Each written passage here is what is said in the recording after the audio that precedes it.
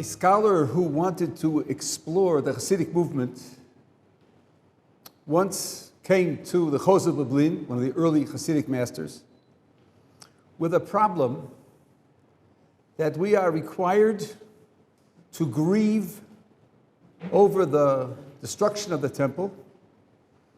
And the Chozeh Lublin had a reputation of always being joyful, always being happy. So when he confronted the Chozeh replied, "You see my face. You know how I look in public. You don't know what's going on in my heart. In my heart, I'm grieving. In public, I show a happy face to encourage other people." How do we feel when we hear a story like that? I can't speak for you, but I find it very hard to identify. I wish that was my problem. Shall I show my grieving, or shall I keep my grieving to myself and not depress other people? I wish that were my problem.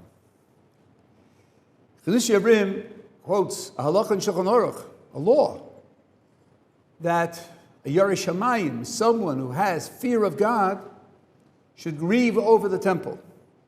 And he asks, only someone who has fear of God? Someone who's on a very high spiritual level? Shouldn't everyone grieve over the temple? And he said, two things to learn. Number one, if you don't feel it, then you should know that you lack real fear of God. And then you should grieve over your own churban, over your own destruction, that you don't feel the pain. And that at least don't pretend. Be honest with yourself. If you don't feel it, recognize that. And then try to deal with it somehow. How shall we deal with it? What have we lost? So everyone will say, correctly, we lost the korbanos, the sacrifices. And the Rambam, Maimonides, says in his commentary in the Mishnah that the sacrifices provide Tiyeh hasmadas tikun ha'olam v'sidur mitziuso al derech shalem. The sacrifices provide the continuous perfection, rectification of the world and its organization, the organization of its existence in a perfect fashion. That's what the sacrifices provide. And if you have heard that the Rambam somehow felt sacrifices were secondary, it's a total mistake. This is in the commentary in the Mishnah, where he says, Ovos, Perek Aleph, Mishnah Beis, where the sacrifices provide the entire existence and perfection of the world. Okay, I hear that, I read that, I find it very hard to relate to the sacrifices. Very hard to relate to the fact that the temple was the place where the sacrifices were brought, and I'm missing that. Aliyah L'Regel, 3 times a year, the Jewish people came to Yerushalayim, and they saw the Shekhinah, whatever that means. Ultimately, they had an experience of the divine presence. One of the Hasidic Yisrorim says that you come and God sees you, and you see God as He sees you. So you get an ultimately real perception of yourself, which puts aside all of your rationalizations and all of your fears and all of your hopes, which blur your self-vision. I can read those words, and I can imagine what a precious thing that would be, but I have never experienced anything remotely like it. And therefore, it's very hard for me to feel the loss and to sincerely grieve over it. But this difficulty, this block to grieving is recognized in the Talmud itself. We fast on the 17th of Tammuz. That's the day in which the siege of the second Beis HaMikdash reached its height, and then it plunged into the destruction. The first Beis HaMikdash, first temple, the siege began on the 9th of Tammuz. So the Gemara asks, why don't we fast on the 9th of Tammuz? And the answer is, it's too old. It's too far in the past. We can't relate to it. when the Talmud was written, we're talking about 700 years before. Too old to relate to. So we fast on the anniversary of the last siege of the second temple, but not on the siege of the first temple. The Gemara in Yevamos talks about, according to Rabbi Yossi, a woman who's grieving for the loss of her husband shouldn't get married for 30 days. And the Gemara says, but the restrictions on Tisha B'Av don't last 30 days. They're less than 30 days. 3 weeks, for Sephardim 9 days. The Gemara says there's a difference between old loss, mourning, and new mourning. We're talking about an individual who suffered her own personal loss. We're more serious, more strict about that than we are about the entire loss of the temple, because it's new, it's fresh, and it's more painful than the loss of the entire temple. So our condition of dulled spirit, our condition of lack of pain, is something which the tradition recognizes. It recognizes.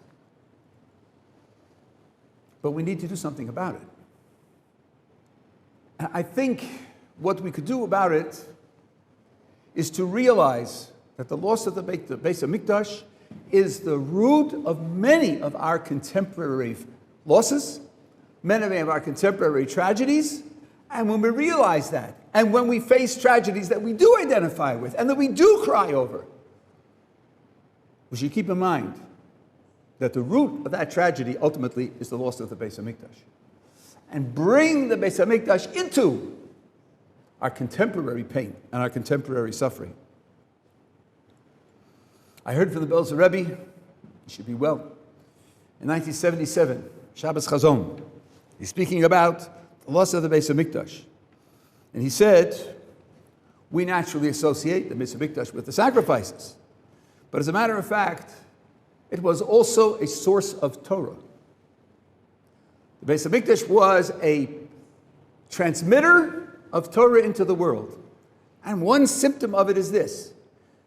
There was the chamber of hewn stones, Lish HaGazis, where the Sanhedrin was located, and that was on the border of the Beis HaMikdash.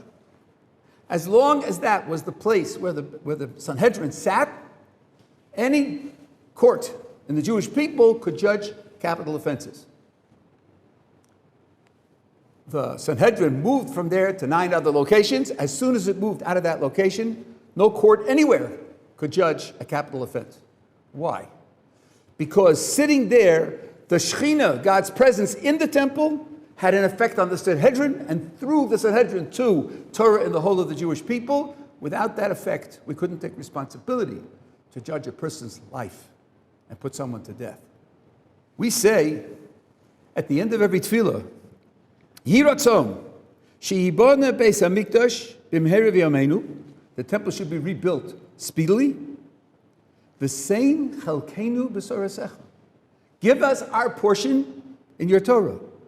V'sham na'avadecha b'yira, we'll serve you there, kimei olam ch'shani kamoniyos, as in days of old and in former years. V'harvel Hashem minchas Yerushalayim, kimei olam ch'shani kamoniyos, the offering of Judah and Jerusalem will be as pleasing as it was in former days. The whole Yhi Ratzon is about rebuilding the Beis HaMikdash and offering sacrifices there. What are the words saying Chalkeinu b'sorasecha doing in the middle? What are they doing there? That's precisely what the Belzer Rebbe said. The loss of the Beis HaMikdash is not only the loss of the place of the sacrifices, but it's a loss of Chalkeinu b'sorasecha, our portion. How often do we learn and we don't get it? We don't get it. We break our heads over a Tosfos and we can't get pshat. The Zohar HaKodesh says if you don't get pshat, it's a blockage. It's a blockage and something's wrong. We know that kashas help, but they help when they bring to tirutzim. But if you have a blockage and you don't get the pshat, that means you've lost a piece of Torah. A piece of Torah is not available to you, at least. When you feel that frustration, when you feel that pain, I want to understand it, and you daven, you say, Ribbono Shel Olam, please help me understand. And you don't understand. You don't get it. And maybe even more than that. We learn. How often do we learn with excitement? How often do we learn with inspiration? The Gemara Bracha says that learning and prayer are two halves of a dialogue with the Kodesh Baruch Hu. In prayer we speak to Him, and in learning, He speaks to us. How often do we feel that a Kodesh Baruch Hu is speaking to us through the Talmud Torah that we do? When we don't feel it, when we reflect how flat it is, when we reflect how little we are identified, we should think back to the Beis HaMikdash. We don't have Chalkeinu B'Sorah Zacha because there's no Beis HaMikdash. And include our mourning for the Beis HaMikdash and the frustration that we feel over our Talmud Torah. Tefillah. What is the Beis HaMikdash? If you look at Shlomo HaMelech, Malachim Aleph, Perek Ches, Book of Kings, chapter 8, where he dedicates the Beis HaMikdash for several chapters.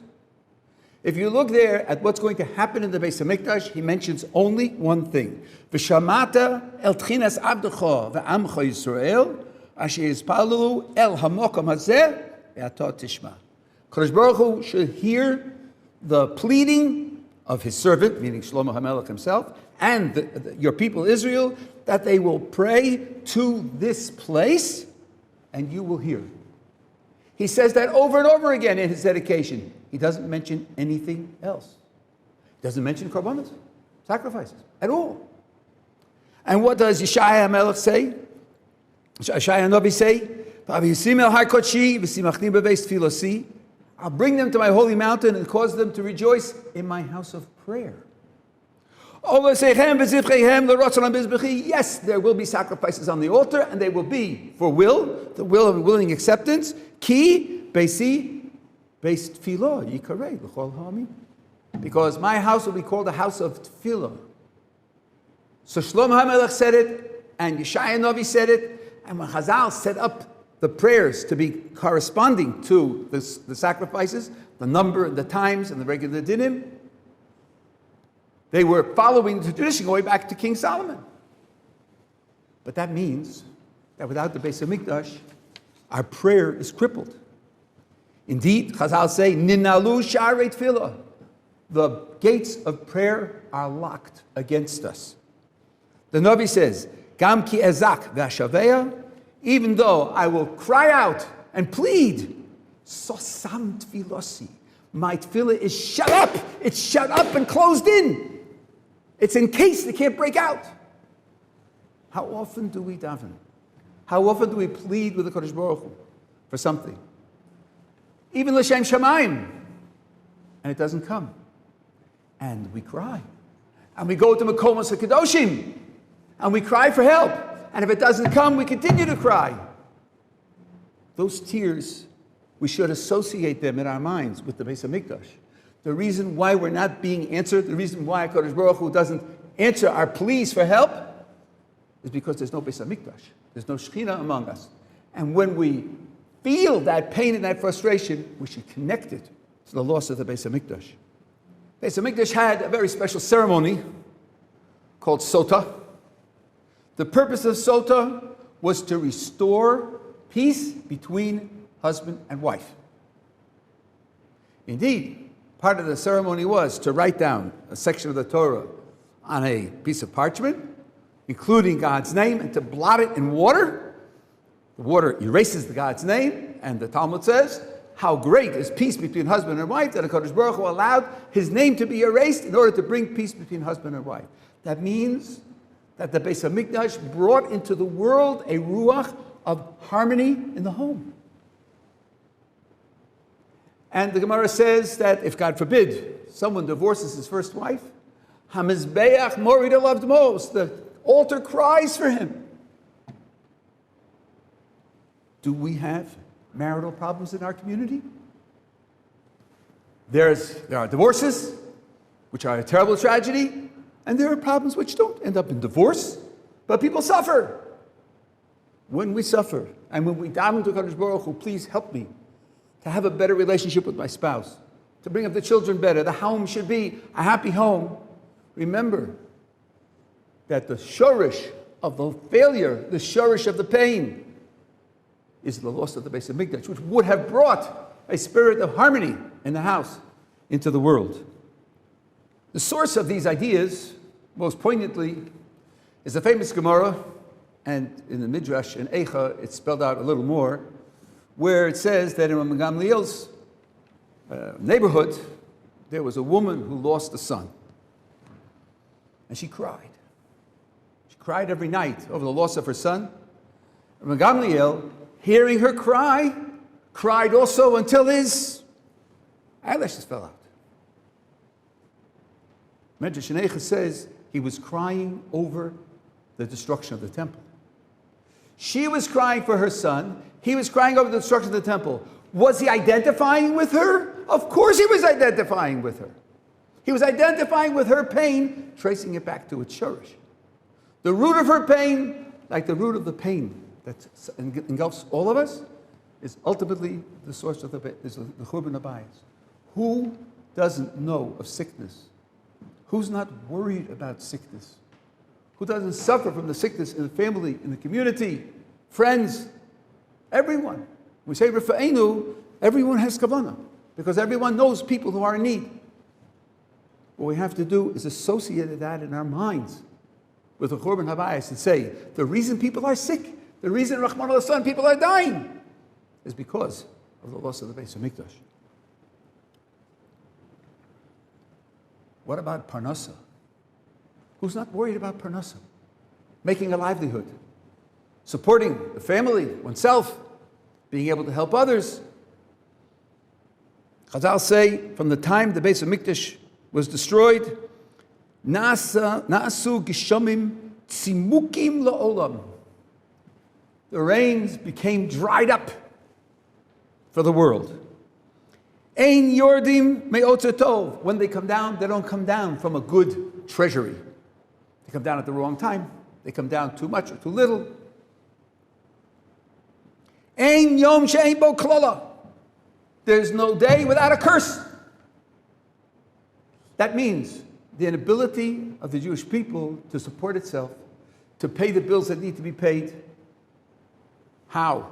Teachers in schools suffer because they have gigantic classes and they don't have too little remuneration, not enough support. And we all know this. And we're all worried about it. And we all grieve over it. Transfer that grief to the Beis HaMikdash. It's the loss of the Beis HaMikdash which leads to that kind of pressure, that kind of worry, and that kind of loss. Gemara says, from the time that the Beis HaMikdash was destroyed, Nitla Eitzah Mimenu. We've lost Eitzah. Eitzah means wise counsel. Wise counsel. How many problems face the community, the Jewish people as a whole? Now, I want to insert a very important footnote. It's not up to us to judge our leaders. It's not up to us to decide whether what they are doing is wise or not wise and to pass judgment on them. But the Gemara testifies that it could be much better. That HaKadosh Baruch Hu took wisdom, counsel from us that we don't have on the part that we had once upon a time, times when the Beis HaMikdash was standing. Boshu chaverim uvnei chorin v'chofu rosham. Chaverim, the people who are passionately consistent in the performance of Torah. Bnei chorin, those who occupy themselves with Torah, are hiding their heads. V'nedaldelu anshe ma'aseh, people who care about the community and are willing to put themselves on the line, put their lives and their livelihoods on the line to help the community, have become very few in number. V'govru ba'alei zroa, people with physical power have asserted themselves, taking over control. Uba'alei loshen, people who slander others without restraint. Our community suffers from the most absurd critique from the non-Jewish world, and lahavdil from the Jewish world, from those inside and from those outside, people who glory in non-Jewish values, who pretend to be intellectuals, who think of themselves as understanding reality. They have no clue. They have no clue, but they belittle us. They stand with their chutzpah and their enormous self-confidence, and many are depressed. Many feel a lack of self-confidence, a lack of solidity, because they have such prestige. Their voices stride the world. And this is predicted about the last period of history, that we will face this terrible, terrible challenge. This is all rooted in the loss of the Beis HaMikdash. That being the case, when we daven for the rebuilding of the Beis HaMikdash, we ought to have this in mind. And I must tell you, about 10 years ago, I saw an article from a non-traditional author who said, mourning the Beis HaMikdash is out of date. How are you going to express the churban, the destruction? Look at Jerusalem today. Look at the streets, the parks, the vast housing complexes. Look at the stadiums and the art galleries and the concert halls. How can you say that Yerushalayim is destroyed? What are you mourning? Let's look at the bracha that we say in the Shemona Esrei. V'Yerushalayim yecha barachim v'tashuv. To Jerusalem, your city, in mercy, return. V'zishkom b'socha ka'asher dibarta. Dwell in it as you have spoken. U'v'nei yosah b'karov b'yameinu binyan olam. And rebuild it speedily in our days. An eternal building. The building comes third. The building comes third. First, you should return. And second, your Shekhinah should dwell there. And third, build the buildings and pave the roads and make the housing complexes and the stadiums for mass shiurim and the concert halls for Simchas Beis HaShoeva or for other kind of indoor shiurim in the winter. The shell, the physical shell, that's not what we're davening for. I was amazed that someone could write such an article. We're davening for the return of the Shekhinah. It's the lack of the Shekhinah that causes us all of these contemporary sorrows. And that's what we have to be focused on in trying to bridge the gap between our distance from the temple in physical terms, in terms of history, and our feelings for the temple that have to be contemporary. Chiddushei HaRim, who made the comment on the statement of the Shulchan Aruch, that a person who fears God should grieve over the loss of the temple, and pointed out that for many, that's not a reality, and we shouldn't fool ourselves. But at least today, take into mind all of the things that bother you now, all of the things that are paining you now, and trace them back to the Beis HaMikdash. Don't blot out your private life and your social life and your family life and your concerns. Bring them in and use them as a bridge to mourning over the Beis HaMikdash. And then, perhaps, today, everyone can qualify for the title in the Shulchan Aruch of Yoreh Shamayim, someone who stands in awe of HaKadosh Baruch Hu, in awe of heaven, and we can shed real tears, and in the merit of those tears, in Yetz Hashem, the Beis HaMikdash will be rebuilt.